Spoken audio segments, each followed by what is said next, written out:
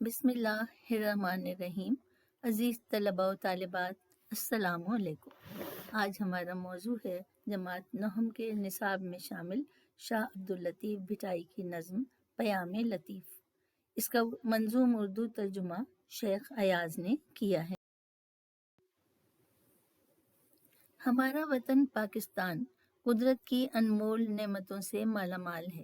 اس میں موسموں، قدرتی مناظر، پہاڑوں، زمین اور سمندر میں پوشیدہ خزانوں، لہلہاتے سرسبز و شاداب میدانوں اور وسیع و عریض صحراؤں کا ایسا تنوع ہے۔ تنوع مانے ورائٹی، مختلف قسم کے، ہر قسم کے مناظر ہمیں نظر آتے ہیں۔ ہر قسم کے موسم، ہر قسم کے پھل، ہر موسم کی سبزیاں، پھول ہمارے وطن میں موجود ہیں۔ یہاں برفانی چوٹیاں بھی ہیں، اونچے پہاڑ بھی ہیں، صحرا بھی ہیں، سمندر بھی ہیں اور دریا بھی ہیں، جو شاید ہی دنیا کے کسی دوسرے ملک میں موجود ہو۔ اس کے ساتھ ہی ساتھ یہ سرزمین تہذیب و ثقافت، اقدار و روایات اور زبان و ادب کے رنگا رنگ پھولوں کا گلدستہ بھی ہے۔ اس کی علاقائی زبانوں میں گراں قدر ادب کا خزانہ موجود ہے۔ یہ سرزمین صوفیاء کرام اور بزرگان دین کا مرکز رہی ہے۔ زیر نظر نظم پیام لطیف سندھ کے مشہور بزرگ، فلسفی اور صوفی شاعر شاہ عبداللطیف بھٹائی کے مجموعہ کلام شاہ جو رسالوں سے لی گئی ہے۔ اس کا اردو ترجمہ معروف اسکالر اور دانشور شیخ ایاز نے کیا ہے۔ یہ منظوم ترجمہ ہے، یعنی نظم کا ترجمہ نظم کی ہی صورت میں، اشعار کی صورت میں ہی کیا گیا ہے۔ شاہ لطیف سندھ کے علاقے حالہ میں پیدا ہوئے۔ ابتدائی عمر ہی میں والدین کے ساتھ کوٹری منتقل ہو گئے۔ ان کی تعلیم و تربیت میں ان کے والد، گھریلو ماحول اور آباء و اجداد کی دینی، مذہبی اور فکری روایات نے اہم کردار ادا کیا۔ ہوش سنبھالنے کے بعد شاہ عبداللطیف نے بھی انہی روایات کو آگے بڑھایا۔ انہوں نے سندھ میں ایک ٹیلے بھٹ کو اپنی عبادت و ریاضت کا مرکز بنایا۔ اس مناسبت سے یہ علاقہ بھٹ شاہ کے نام سے مشہور ہوا۔ انہوں نے اپنی شاعری کے ذریعے امن، انسان دوستی، رواداری، محبت اور بھائی چارے کی تعلیم دی۔ پہلا شعر ہے: بے اعتدالیوں سے نحیف و نزار ہیں، خود سر ہیں اور چارہ گری کے شکار ہیں۔ حل لغت دیکھ لیتے ہیں۔ بے اعتدالی کا مطلب ہے حد سے تجاوز کرنا، یعنی حد سے بڑھ جانا، اپنی حد سے بڑھ کے کوئی کام کرنا۔ گستاخی، بغاوت بھی ان معنوں میں آ سکتا ہے۔ اور جب انسان حد سے بڑھتا ہے تو کوئی برے کام بھی کر سکتا ہے۔ نحیف و نزار کا مطلب ہے انتہائی کمزور اور ناتواں۔ خود سر کا مطلب باغی، سرکش اور چارہ گری کے شکار ہیں۔ چارہ گر کا مطلب ہے کام بنانے والا، بگڑی بنانے والا۔ اب اس کی تشریح دیکھتے ہیں۔ پیام لطیف میں شاعر نے اپنے خاص موضوعات توحید، معرفت خداوندی یعنی خدا کو پہچاننا، حب رسول صلی اللہ علیہ وسلم یعنی رسول پاک صلی اللہ علیہ وسلم سے بے انتہا محبت اور عقیدت اور اصلاح اخلاق کے حوالے سے اپنا پیغام انسانوں تک پہنچایا ہے۔ اس شعر میں شاہ لطیف انسانوں کے روگ کی تشخیص کر رہے ہیں کہ دنیا میں ذلت و رسوائی، پریشانی، ذہنی اور جسمانی تکالیف اور بیماریوں کا سب سے بڑا سبب یہ ہے کہ ہماری بدعمالیوں اور خدائی احکام سے سرکشی نے ہمیں تباہی و بربادی سے دوچار کر دیا ہے۔ ہم اللہ کے احکامات نہیں مانتے، غرور کرتے ہیں، تکبر کرتے ہیں، برے اعمال میں مبتلا ہوتے ہیں۔ جب اس کے فرمان کو، اس کے احکام کو بھلا دیتے ہیں تو ہم ذہنی اور جسمانی طور پر بے سکون رہتے ہیں، اور تباہی و بربادی جو ہے وہ اس دنیا میں بھی اور آخرت میں بھی ہمارا مقدر بن جاتی ہے۔ ہم کمزور، بے بس اور بے عمل ہو چکے ہیں، لیکن خودسری اور نافرمانی سے باز نہیں آتے۔ غرور اور تکبر کی وجہ سے دنیا میں رسوا ہو رہے ہیں۔ دنیا میں ہماری عزت و وقت باقی نہیں رہی۔ سرکشی کی بنا پر ابلیس ذلیل و خوار ہوا۔ وہ کہتے ہیں نا، تکبر عزازیل را خوار کرد۔ عزازیل اس کا ابلیس یا شیطان کا ہی نام تھا، اور وہ اسے ذلت اور خواری کا سامنا کرنا پڑا اپنے تکبر کی اور سرکشی کی وجہ سے، یعنی خدا کے حکم کو نہ ماننے کی وجہ سے۔ تکبر کی وجہ سے فرعون اور نمرود پر عذاب نازل ہوا۔ دنیا میں بڑی بڑی قومیں اس لیے تباہ ہوئیں کہ انہوں نے اللہ کی حدود سے تجاوز کیا، مگر یہ سب جانتے ہوئے بھی ہم انہی کی راہ پر چل پڑے ہیں۔ ہمیں علاج کی ضرورت ہے۔ وہ جو کہہ رہے ہیں نا، ہم چارہ گری کے شکار ہیں، یعنی ہمیں علاج کی ضرورت ہے، مگر ہم اپنا طرز عمل بدلنے کو تیار نہیں۔ اگر ہم خود پر قابو پانا نہیں سیکھیں گے تو کوئی بھی علاج کارگر نہیں ہوگا۔ غرور و تکبر احساس کمتری کی علامت ہے، اس سے دل مردہ ہو جاتا ہے۔ اعلیٰ اخلاقی صفات اپنا کر ہی ہم اپنا علاج کر سکتے ہیں۔ بقول اقبال، دل مردہ دل نہیں ہے، اسے زندہ کر دوبارہ، کہ یہی ہے امتوں کے مرض کہن کا چارہ۔ مرض کہن کا مطلب ہے پرانے امراض، پرانی بیماریاں جو قوموں کی ہیں۔ ہم دیکھتے ہیں کہ وہ کس طرح سے انہوں نے دنیا میں ترقی کی، اور اگر انہوں نے اپنے اصلاح کر لی، اپنے دل کو زندہ کرنے کا مطلب یہ ہے کہ دل میں اللہ تعالیٰ کی یاد کرنا اور اس پر ایمان رکھنا، اور اسی کو اپنا مالک، خالق اور مالک سمجھنا، اور اس کے احکام کی پابندی کرنا، تاکہ دل جو ہے وہ دوبارہ سے روشن ہو جائے، اس میں جان پڑ جائے، زندگی آ جائے۔ اگلا شعر دیکھتے ہیں۔ بے اعتدالیاں ہوں تو کیا چارگر کرے، پرہیز ہی نہ ہو تو دوا کیا اثر کرے۔ پرہیز کا مطلب ہے احتیاط، اثر مانے نتیجہ یا حاصل۔ چارگر بگڑے کام بنانے والا، معالج مددگار، معالج کہتے ہیں علاج کرنے والا۔ پہلے شعر میں شاہ لطیف نے انسانوں کی سرکشی اور اس کے نتائج کا ذکر کیا تھا کہ اعمال و افعال میں توازن قائم نہ رکھنے اور اپنی حد سے بڑھ جانے کی وجہ سے انسان کا قلب و ذہن بیمار ہو جاتا ہے اور اسے کسی معالج کی ضرورت ہوتی ہے۔ اب وہ مزید وضاحت کرتے ہوئے کہتے ہیں کہ اس مرض کا علاج اسی صورت میں ممکن ہے کہ انسان اپنے دل اور روح کی صفائی اور پاکیزگی کا خیال رکھے۔ حسد، بغض، کینہ، منفی خیالات اور غرور و تکبر سے بچنے کی سعی کرے، یعنی کوشش کرے۔ اس کی مثال ایسی ہے کہ جیسے دوا کے ساتھ پرہیز بھی ضروری ہے۔ اگر احتیاط نہ کی جائے تو معالج یا چارہ کی کوششیں بھی بے اثر ہو جاتی ہیں۔ اعتدال کا مطلب ہے میانہ روی، درمیانے راہ اختیار کرنا، چاہے آپ کے سلوک میں ہو، رویے میں ہو، یا خرچ میں ہو، یا کسی بھی معاملے میں ہو زندگی کے۔ میانہ روی کا مطلب ہے اعتدال، یعنی عدل اور توازن۔ ہمارا دین بھی ہمیں میانہ روی اور عدل پر قائم رہنے کی تلقین کرتا ہے، کیونکہ خودسری اور غرور کی وجہ سے انسان کی عقل پر پردہ پڑ جاتا ہے اور وہ بے راہ روی کا، یعنی راہ سے بھٹک جاتا ہے، بے راہ روی کا شکار ہو جاتا ہے۔ انسان کو عاجزی اور انکساری کا رویہ اپنانا چاہیے۔ اسی مفہوم کو فارسی کے ایک شعر میں ادا کیا گیا ہے۔ فروتن بود ہوش مندے گزی، نہد شاخ پر میوہ سر بر زمیں، یعنی جو شخص جو ہے، جو عقل مند ہے، وہ عاجزی اور انکساری اختیار کرتا ہے۔ اور اس کی مثال ایسی ہی ہے، ہم دیکھتے ہیں کہ جو شاخ جو ہے درخت کی، جو پھلوں سے لدی ہوئی ہوتی ہے، وہ زمین کی طرف جھکتی ہے، ٹھیک ہے، یعنی عاجزی اور انکساری اختیار کرنے کے لیے ایک مثال دی گئی ہے۔ شعر نمبر 3۔ چارہ سازوں میں بیٹھنا سیکھو، پھر نہ ہوگا کبھی کوئی آزار۔ چارہ ساز کا مطلب میں آپ کو بتا چکی ہوں، مددگار یا معالج، علاج کرنے والا۔ آزار مانے روگ، بیماری یا تکلیف۔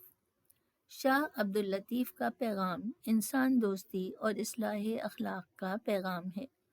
اس نظم کے ابتدائی 2 اشعار میں شاعر نے انسانوں کے روگ کی تشخیص کی ہے۔ روگ مانے بیماری یا مرض، کیا مرض ہے کیا جس کی وجہ سے ساری خرابی پیدا ہوئی ہے، اور پھر جو ہے اب اس کا علاج بتا رہے ہیں۔ یہ بیماری یا مرض بے بسی اور کمزوری ہے، اس کا سبب بھی ہوتا ہے ہر بیماری کا کوئی نہ کوئی، جس کا سبب خود سری اور سرکشی ہے۔ اب وہ اس کا علاج تجویز کرتے ہیں کہ اللہ کے نیک بندوں کی صحبت اختیار کرو تاکہ غم، مصیبت اور مایوسی سے دوچار نہ ہو۔ تمہارے درد کا درمان انہی کی محفلوں میں ہے۔ صوفیاء کرام کی تعلیم اور ان کی صحبت نے بر صغیر میں اسلام کی ترویج و اشاعت میں خاص کردار ادا کیا۔ ان کا پیغام انسان دوستی اور مخلوق خدا سے محبت تھا۔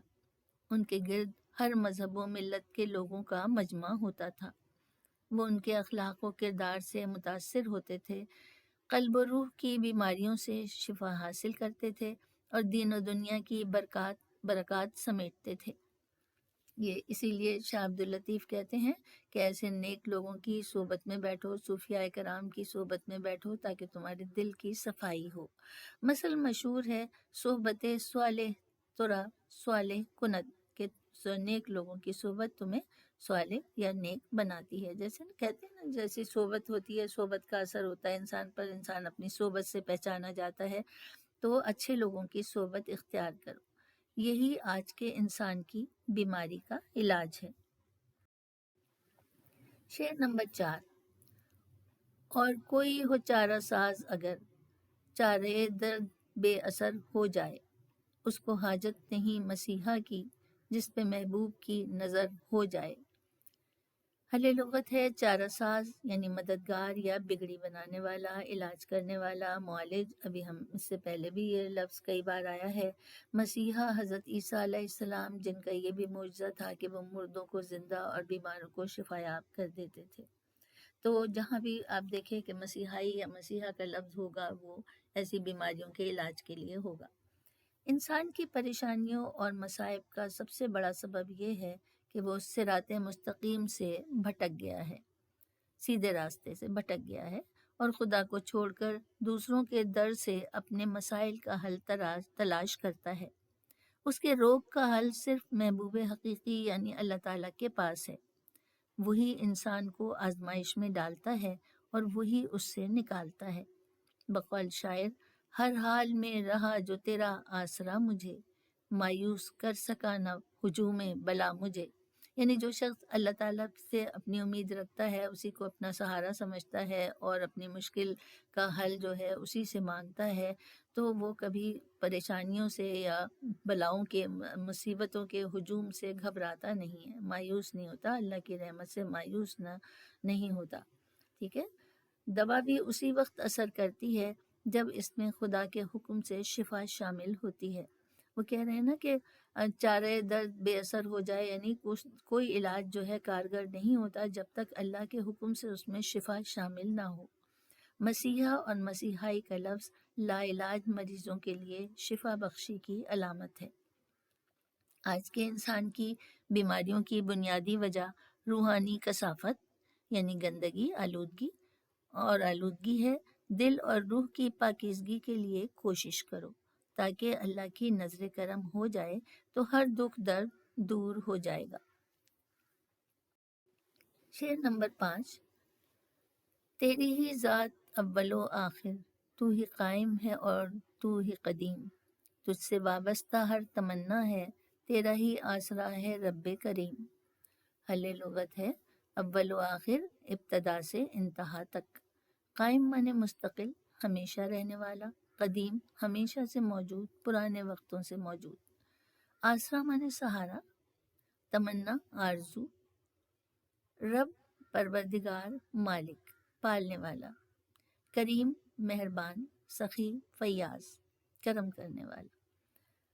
شاعر اللہ تعالیٰ کی صفات بیان کرتے ہوئے کہتے ہیں کہ تو حی و قیوم ہے، ازل سے موجود ہے اور ابد میں بھی تیری ہی حکمرانی ہوگی، ہمیشہ سے زندہ ہے اور ہمیشہ رہے گا۔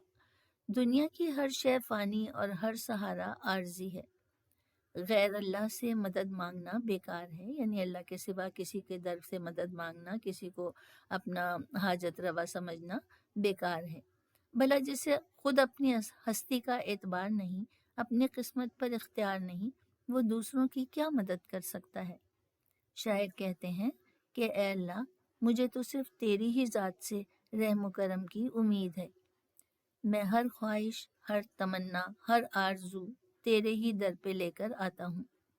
ہر دعا اور حاجت تجھی سے مانگتا ہوں، تیرے سوا میرا کوئی سہارا نہیں ہے۔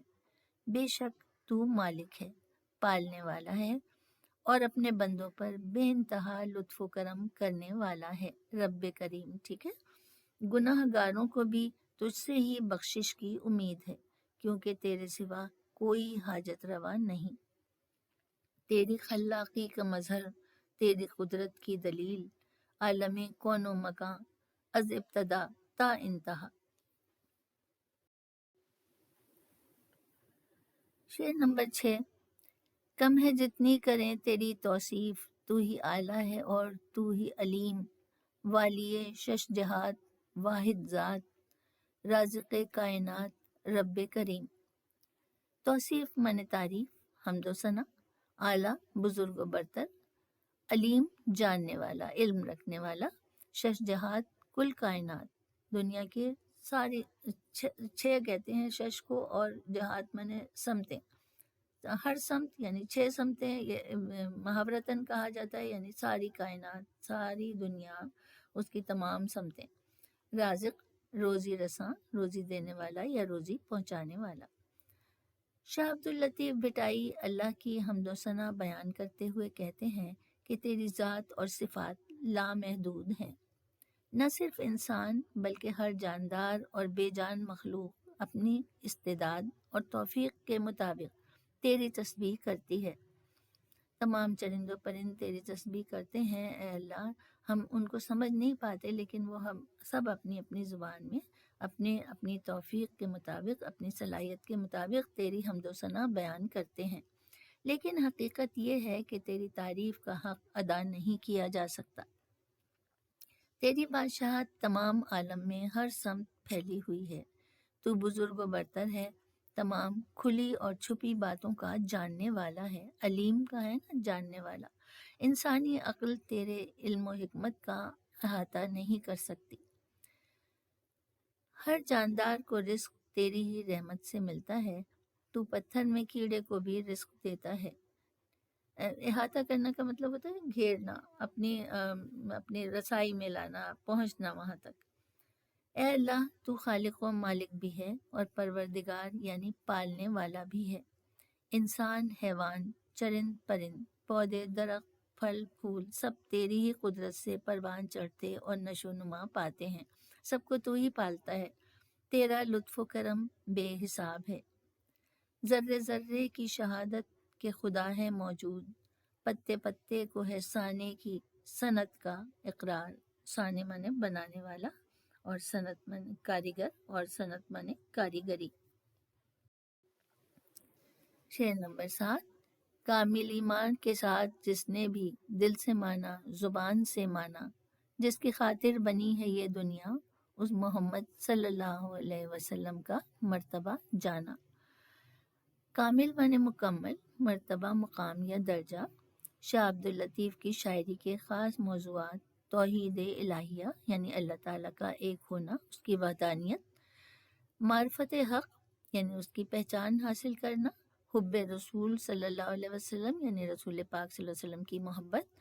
اور انسانی اخلاق و کردار کی اصلاح ہے. ان تمام چیزوں کو بیان کرنے سے ان کا مقصد یہ ہے کہ لوگوں کے اخلاق اور کردار کی اصلاح کی جائے اور ان کی جسمانی اور ذہنی اور روحانی بیماریوں کو دور کیا جائے. ٹھیک ہے. اس شعر میں وہ فرماتے ہیں کہ ایمان کا تقاضا ہے کہ اللہ کی یکتائی اور وحدانیت کا نہ صرف زبان سے اقرار کیا جائے بلکہ دل سے بھی گواہی دی جائے. کسی شخص کا ایمان اس وقت تک مکمل نہیں ہوتا جب تک حضور صلی اللہ علیہ وآلہ وسلم کو خاتم النبیین نہ مانا جائے. آپ وجہ تخلیق کائنات ہیں، افضل الانبیاء ہیں. آپ صلی اللہ علیہ وسلم کی محبت مسلمان کے ایمان کا لازمی جزو ہے. آپ صلی اللہ علیہ وسلم کا فرمان ہے کہ تم میں سے کوئی شخص اس وقت تک مومن نہیں ہو سکتا جب تک میں اس کو اپنے والدین، اپنی اولاد اور دنیا کے تمام لوگوں سے زیادہ محبوب نہ ہو جاؤں. اے کہ تیرے وجود پہ خالق دو جہاں کو ناز، اے کہ تیرا وجود ہے وجہ وجود کائنات. شعر نمبر 8. فوقیت اس کو دوسروں پہ ملی، اپنی ہستی کو جس نے پہچانا، جس نے اس اس قادر حقیقی کو وحدہ لا شریک گردانا۔ فوقیت کا مطلب ہے برتری، قادر قدرت والا، لا شریک یکتا بے مثال تنہا۔ انسان دنیا میں اللہ کا نائب ہے، اس انسان میں اس مالک نے اپنی روح پھونکی ہے۔ وہ اشرف المخلوقات ہے، اسے چاہیے کہ اپنی ذات کا جائزہ لے، اپنے جوہروں کو پہچانے اور اپنے مقصد تخلیق کو سمجھے کہ کیوں پیدا کیا گیا دنیا میں، آخر کیوں بھیجا گیا، کوئی مقصد تو ہوگا رب کائنات کا، کیونکہ اسے جو صلاحیتیں ودیت کی گئی ہیں وہ خدا کی امانت ہیں۔ ہر انسان کو کوئی نہ کوئی صلاحیت دی گئی ہے، بہت سی صلاحیتیں دی گئی ہیں، اور وہ اللہ کی امانت ہیں اور ان کا حساب لیا جائے گا۔ اپنی ذات کی اسی پہچان کو علامہ اقبال نے خودی کا نام دیا ہے، یعنی پہلے خود اپنے آپ کو پہچانو۔ شاہ لطیف بھی انسان کو خود اپنی ذات کو پہچاننے کی تلقین کرتے ہیں۔ ارشاد باری تعالیٰ ہے، اور یقین کرنے والوں کے لیے زمین میں بہت سی نشانیاں ہیں اور خود تمہاری ذات میں بھی، تو کیا تم دیکھتے نہیں؟ جو شخص اللہ تعالیٰ کی وحدانیت پر کامل یقین رکھتا ہے اور اسے قادر مطلق سمجھتا ہے، وہی دنیا میں عزت و مرتبہ حاصل کرتا ہے۔ بقول مولانا ظفر علی خان، گواہی دے رہی ہے اس کی یکتائی پہ ذات اس کی، دوئی کے نقش سب جھوٹے ہیں، ایک سچا ہے نام اس کا۔ دوئی منے شریک ہونا، کسی کا دو ہونا۔ انسان کی نجات اسی میں ہے کہ وہ اللہ کو معبود حقیقی سمجھے اور اسی کے آگے سر جھکائے، اپنی عاجزی اور بندگی کا اقرار کرے تاکہ اللہ کے پسندیدہ بندوں میں شامل ہو۔ بقول حفیظ جالندری، سرکشی نے کر دیے دھندلے نقوشے بندگی، آؤ سجدے میں گریں لوح جبیں تازہ کریں۔ یہ عزیز طلبہ، میں نے کوشش کی ہے کہ اس میں کچھ حوالے کے اشعار ڈالوں، اور چونکہ پوری اس نظم کا ایک ہی موضوع ہے اور انہوں نے مختلف طریقوں سے اپنی بات واضح کرنے کی کوشش کی ہے اور پھر اس کا حل بتایا ہے مسائل کا، تو جو اشعار حوالے کے دیے جا رہے ہیں وہ آپ کسی دوسرے موضوع کے لحاظ سے کسی دوسرے شعر میں بھی ان کو استعمال کر سکتے ہیں۔ اسی طرح جو شاعر کا تعارف ہے وہ بھی آپ ہر شعر میں جو آپ کو تشریح کے لیے دیا جاتا ہے پیپر میں، اس میں آپ وہ تعارف جو ہے شعر کی تشریح میں ڈال سکتے ہیں، کیونکہ آپ کو پوری نظم تو نہیں دی جاتی، ایک یا دو اشعار دیے جاتے ہیں، تو وہ تعارف جو ہے جو نظم کا ہے وہ ہر شعر کا تعارف ہے، تو وہاں سے آپ اہم نکات لے کر اپنے تشریح کا آغاز اس سے کر سکتے ہیں۔ اس لیے میں نے ہر دفعہ ہر بار ہر شعر کی تشریح میں اس کو نہیں لکھا ہے شروع میں، لیکن وہ تعارف آپ ہر شعر میں ڈال سکتے ہیں، اس میں سے پوائنٹس لے کے جو شعر کا موضوع ہے اسی کی مناسبت سے، ٹھیک ہے۔